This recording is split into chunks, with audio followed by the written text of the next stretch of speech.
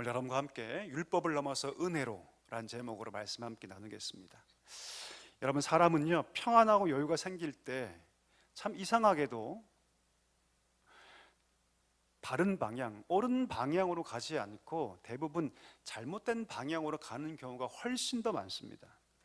사람은 여러분 그냥 두면요 아름다운 꽃밭이 되는 게 아니라 그냥 두면 잡초밭이 되는 경우가 훨씬 더 많습니다. 여러분, 우리 밖에 가보면 화단이 이렇게 있죠. 꽃이 펴 있지 않습니까? 그냥 되었을까요? 그렇지 않습니다. 누군가가 모든 잡초를 다 제거하고 그 꽃을 심고 가꾸었기 때문이죠. 여러분, 사람 마음도 똑같습니다. 우리 삶이 편안하게 그냥 두면 좋아지는 게 아니라 우리 마음이 잡초밭이 됩니다. 그래서 여러분, 신앙이란 무엇입니까? 어떻게 보면 내 마음밭이 잡초밭이 되지 않기 위해서 애쓰는 거라고 얘기할 수 있습니다. 하나님을 예배하고 교회와 목장에서 사랑의 교제를 나누고 봉사하고 매일 말씀을 읽고 기도하는 그것이 무엇이냐면 내 마음이 잡초밭이 되지 않기 위해서 내 마음이 아름다운 꽃밭이 되도록 가꾸는 노력이라고 말할 수 있는 것이죠. 가장 중심에 뭐가 있습니까? 지금 우리가 드리는 예배가 있습니다. 예배에 나올 이유가 많이 있지만 가장 중요한 것은 무엇이냐면 내 마음밭이 잡초밭이 아니라 아름다운 꽃밭이 되기 위해서 우리가 예배하는 거죠. 여러분, 사람은 이상하게도요 삶에 어려움이 있어야지만 영적으로 긴장할 수 있습니다. 삶에 어려움이 있어야지만 신앙의 궤도를 이탈하지 않을 수 있어요. 반대로 시간이 많고 돈도 많고 삶의 여유가 있고 아무 문제가 없으면 대부분 어떻게 되냐면 영적으로 게을러집니다. 나태해져요. 제가 옛날에 청년 사역할 때 한 청년이 찾아왔어요. 그리고 아주 심각한 얼굴로 목사님, 제게 있는 그 영적인 이 게으름, 나태함 어떻게 하면 좋죠? 제가 물어봤어요. 너 왜 그러니? 자기가 원래는 굉장히 열정적인 사람이었대요. 신앙적으로. 특별히 자기가 입사할 때, 새로운 직장에 취직할 때 그 어려움을 이기기 위해서 날마다 기도하고 특별히 30분 일찍 가서 아침마다 30분씩 말씀을 읽고 큐티했답니다. 그런데 이제 직장에 잘 적응하고 사람과의 관계 속에서 별 어려움이 없다고 느낄 때 뭐가 찾아왔냐면 여러분, 영적인 나태함이 찾아온 거예요. 영적인 나태함.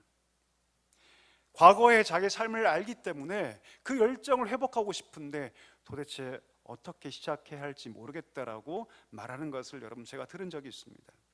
여러분, 삶이 안정되고 잘 풀리고 여유가 있고 아무 문제가 없을 때 그때 우리가 조심해야 할 줄 믿습니다. 왜요? 여러분, 그때가 위기 때문이죠. 모든 삶이 아무런 문제가 없을 때, 앞만 봐도 내 삶에 아무런 문제가 없다라고 생각할 바로 그때 우리 성도들은 무엇을 느껴야 하냐면 영적인 위기감을 느껴야 한다는 것이죠. 그리고 더 나아가서 이렇게 생각할 수 있어야 됩니다. 하나님께서 내 삶 가운데 이런 안정과 이런 풍성함을 주신 것은 단지 나만 잘 먹고 잘 살라고 하신 것이 아니다. 분명히 거기에는 이유가 있다. 이렇게 생각할 수 있어야 한다는 것이죠. 우리 본문 1절 한번 볼까요? 1절 보니까 오늘 본문의 배경을 설명하고 있죠. 제가 읽어보겠습니다. 여호와께서 주위의 모든 원수를 무찌르사 왕으로 궁에 평안히 살게 하실 그때에, 여러분, 다윗은요 평안할 바로 그때, 그 안정과 평안할 때에 다윗은 나태해지지 않았습니다. 그리고 그 평안을 주신 하나님 앞에서 그가 하나님을 붙잡기 시작하죠. 그리고 이 평안함을, 이 안정감을 내가 하나님을 위해서 어떻게 쓸 것인가를 고민하고 그 고민에 대한 답이 무엇이었습니까? 성전을 건축하는 것이었어요.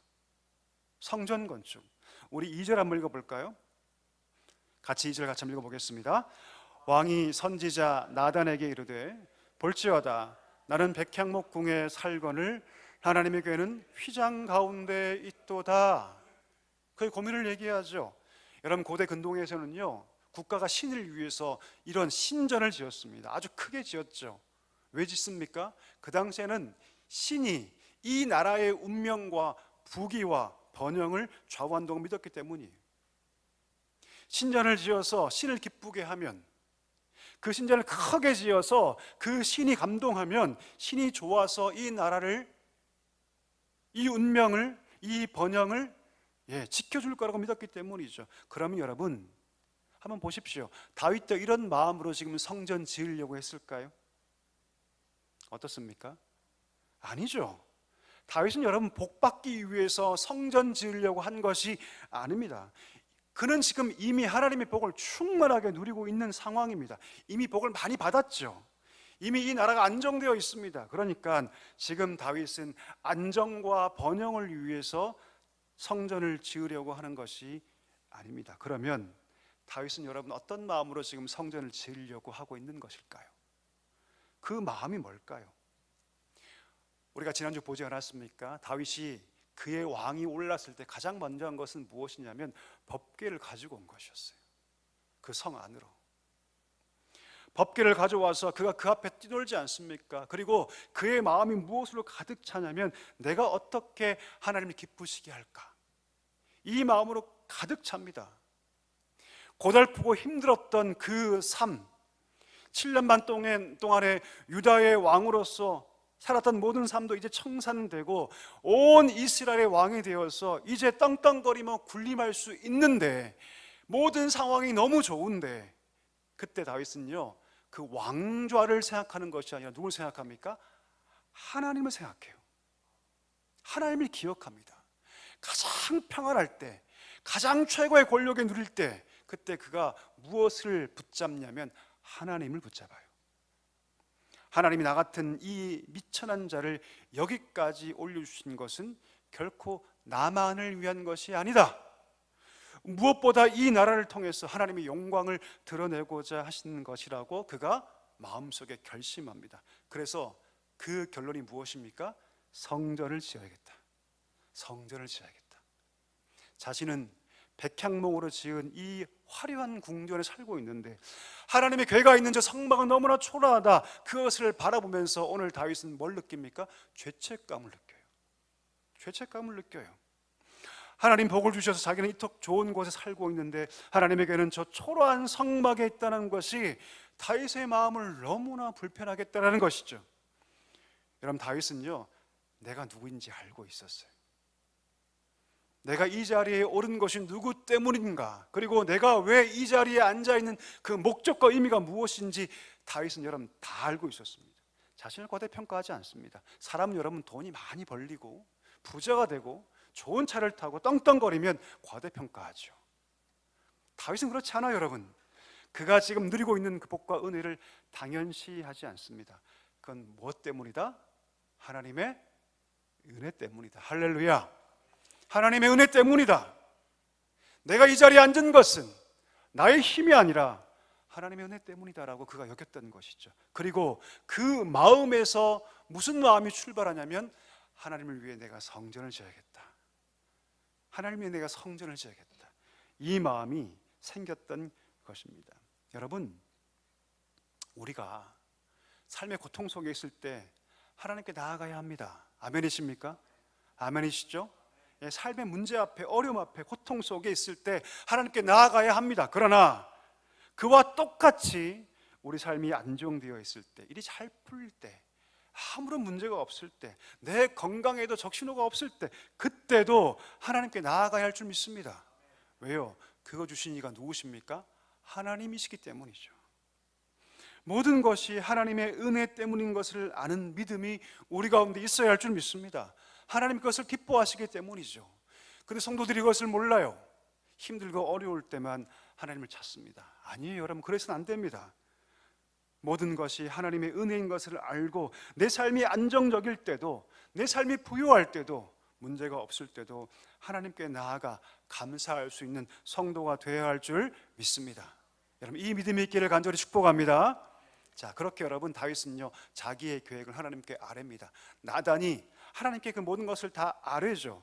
자, 그런데 여러분 보십시오.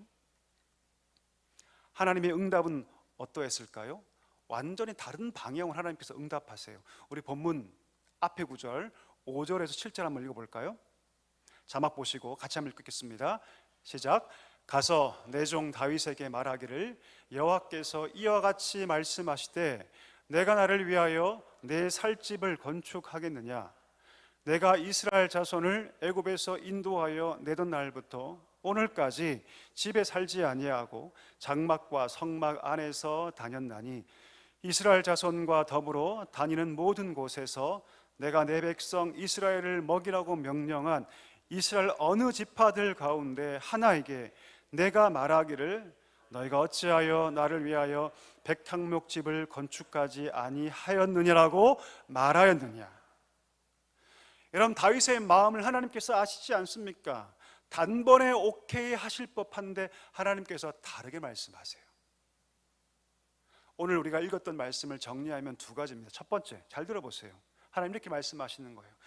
네가 과연 내가 살 집을 건축할 수 있느냐라고 말씀하시는 거예요. 무슨 말입니까? 과연 네가 내가 살 집을 건축할 수 있느냐? 무슨 말이냐면 네가 아무리 화려하게 아무리 크게 이 집을 짓는다 해도, 세상의 어떤 물질로도 그 집을 건축한다고 해도 하나님을 담을 수 있다 없다? 있다 없다? 없다 없다. 가장 값비싼 것을 가지고 집을 짓는다 할지라도, 온갖 금은보화로 최고의 재료로 그 집을 짓는다 하도 그 존엄하신 하나님을 담을 수 있다 없다? 없어요, 여러분. 아멘이십니까? 이것을 말씀하시는 거예요. 두 번째, 내가 오늘까지 성막 안에 거했는데 내가 누구에게 명령해서 너희가 어찌하여 나를 위해서 백향목집을 건축하지 않느냐라고 말한 적 있느냐? 라고 말하세요. 이게 무슨 말입니까, 여러분? 무슨 뜻이냐면 이미 성막이 하나님 거하실 처소로 충분하다, 그런 뜻이에요, 여러분. 충분하다. 만약 하나님께서 그 이상이 필요했다면 내가 누군가에게 말해서 말씀했을 거라는 뜻이죠. 여러분, 하나님께서 말씀하신 이 분위기는요, 분명 성전을 짓고자 하는 다윗의 요구를 거절하는 것처럼 보입니다. 근데 여러분, 놀랍게도 이렇게 말씀하신 후에 하나님께서 그 다윗의 요청을 허락하세요. 허락하실 정도가 아니라 오늘 본문에 보니까 엄청난 복을 약속하시죠. 이것을 우리가 소위 다윗 언약이라고 부르는데요, 오늘 우리 본문의 내용입니다. 오늘 본문의 내용에 보면 하나님께서 약속하신 복의 내용이 나오는데 네 가지로 정리할 수 있어요. 잘 들어보세요. 첫 번째, 그 복의 첫 번째는 무엇이냐면 내가 너의 이름을 위대하게 만들어주겠다. 할렐루야. 이게 첫 번째 복이에요. 두 번째는 무엇이냐면 내가 너에게 한 땅을 주어서 영원히 거주하게 할 것이고 원수로 그 땅을 절대로 침범하지 못하게 할 것이다. 세 번째, 이게 중요한데 여러분, 이제 내가 너의 집을 세워주겠다. 이제 내가 너의 집을 세워주겠다. 마지막 네 번째, 너의 후손, 너의 씨를 통해서 하나님의 나라가 영원히 견고하게 될 것이다. 이 네 가지 복을 하나님께서 허락해 주세요. 여러분, 어떻습니까? 굉장히 큰 축복 아닙니까? 근데 이상해요. 분명 여러분, 성전을 짓겠다는 다윗의 간구는 하나님 보실 때 전혀 필요 없는 일입니다. 이미 성막으로 충분해요, 여러분. 어떤 화려한 성전도 하나님 담기에는 부족했고 지금 성막 자체로 이미 완전하고 충분했습니다. 근데 하나님께서 성전 짓기를 허락하시고 더 나아가서 그 다윗에게 엄청난 복을 허락해 주시죠. 심지어 뭐라고 말씀하십니까? 내가 너의 집을 지어주겠다. 내가 너의 나라를 영원하게 견고하게 해주겠다고 말씀해 주셨다는 것이죠. 여러분, 이렇게 다윗에게 엄청난 복을 약속하시는 그 하나님 마음이 어떤 마음이셨을까요? 이미 성막으로 충분함에도 불구하고 하나님이 이 다윗의 간구를 허락하셨던 이유는 무엇이냐면, 한번 따라 하실까요? 하나님께서, 우리 크게 따라 합시다. 하나님께서 다윗의 마음을 아셨기 때문이다. 아멘이십니까, 여러분?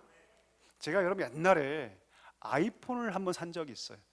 아이폰 처음 나왔을 때, 그때 너무 예뻐가지고요 매일 쳐다봤습니다. 하루는 저희 딸이, 우리 큰 딸이 어릴 때인데요, 아빠가 샀던 아이폰 뒷면에다가 지가 아끼던 포켓몬 스티커를 탁 붙여놓은 거예요.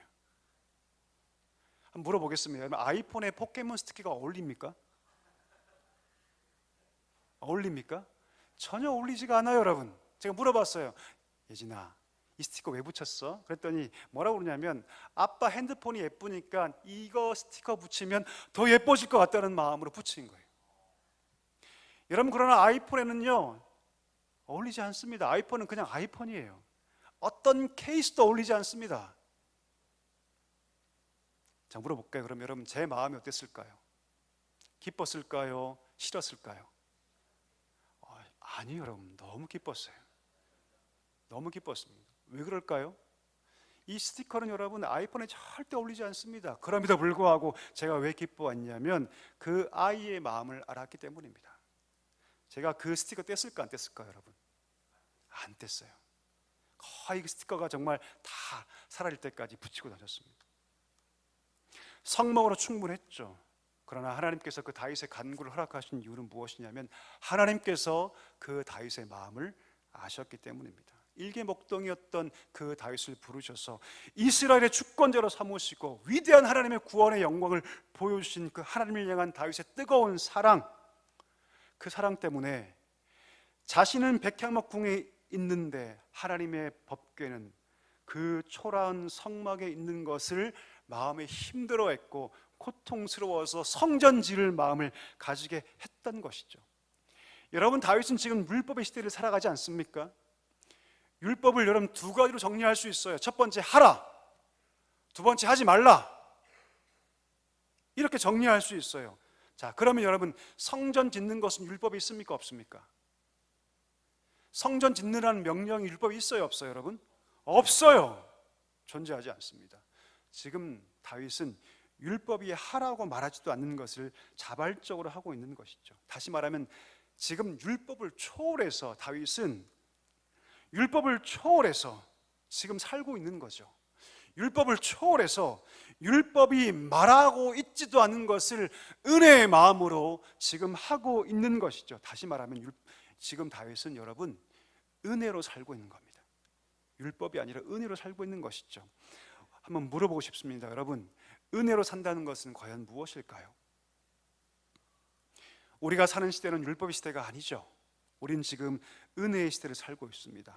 예수께서 단번에 죽으셔서 흠없는 어린 양으로 자기를 속죄물로 바치셔서 모든 율법의 요구가 다 이루어져서 더 이상 우리는 율법의 요구에 따라 살지 않습니다.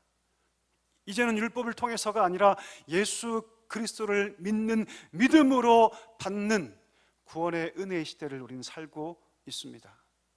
여러분, 은혜 안에 살기 위해서는요 십자가를 경험해야 돼요. 아멘이십니까? 십자가를 경험하지 못하면 은혜를 알지 못하기 때문이죠. 십자가 앞에서 내가 죽고 내가 사는 경험을 반드시 해야 합니다. 십자가가 멀리 있는 십자가가 아니라 나의 십자가 된 사람만이 진정한 은혜 안에 살 수 있습니다. 근데 안타까운 것은 무엇입니까? 많은 성도들이 은혜의 시대임에도 불구하고 율법주의로 살고 있는 거예요. 하라 하지 말라, 하라 하지 말라. 야, 이것은 하는 거, 이것은 하지 마는 거. 은혜 안에 살지 못하고 여전히 신앙생활을 이거 해야 돼, 이거 하지 말아야 돼, 이거 하는 거야, 이거 하지 않는 거야라는 정도의 수준에서 사는 것은 여러분 은혜로 사는 것이 아니라 뭐다? 율법주의로 살아가는 것이죠. 하나님의 은혜로 구원받은 사람이 하나님의 은혜를 누리지 못하고 여러분 그 안에 살아가지 못한다면 그만큼 안타까운 일이 없다는 것이죠. 예전에 섬기던 교회에서 어떤 권사님이 아침마다 주일날 나오셔서 이 강대상을 다 닦으셨어요. 아주 오랫동안. 여러분 그 누가 시켰을까요? 아니요, 시키지 않습니다. 자발적으로 한 거예요. 자발적으로. 무엇 때문에? 은혜 때문에 한 것이죠. 우리 교회도 그런 분들이 계십니다. 아무도 강요하지 않는데 심지어 수십 년 동안 교회 안에서 보이지 않는 곳에서 정말 이름도 없이 빛도 없이 섬긴 분들이 우리 교회도 계셔요. 오늘 아까 나왔던 우리 선생님들 어떻습니까? 여러분 교사 구하기가 하늘의 별따기입니다. 하늘의 별따기예요, 여러분. 왜 그럴까요? 교사를 하면 일찍 나와야 되죠. 남들 쉴 때 몇 시간은 더 일찍 서둘러야 합니다. 몇 배는 헌신해야 되죠. 다 압니다. 그래서 여러분 교사 안 하려고 해요. 그러나 그 사명 감당하죠. 왜요? 은혜 때문이지 않습니까? 은혜 때문에. 그것이 가능한 것은 은혜 때문입니다. 여러분 성도가 은혜로 살지 못하면요 이거 하는 거, 이거 안 하는 거 정도의 수준에 살면요 진짜 성도가 되지 못합니다. 우리가 은혜로 살 때 비로소 우리 마음 가운데 감사가 피어납니다. 아멘이십니까? 은혜로 살 때 우리의 섬김과 봉사도 하나님께서 받으시는 거죠. 우리가 은혜로 살 때 우리의 예배도 정말 하나님 기뻐하신 진짜 예배가 되는 줄 믿습니다. 여러분 축복합니다. 사랑하는 성도 여러분, 은혜로 사시기를 간절히 소망합니다. 은혜로 사시기를 간절히 소망합니다. 말씀을 우리 정리하기를 원하는데요, 여러분 다윗은요 율법의 시대에 있었지만 그는 은혜로 산 사람입니다.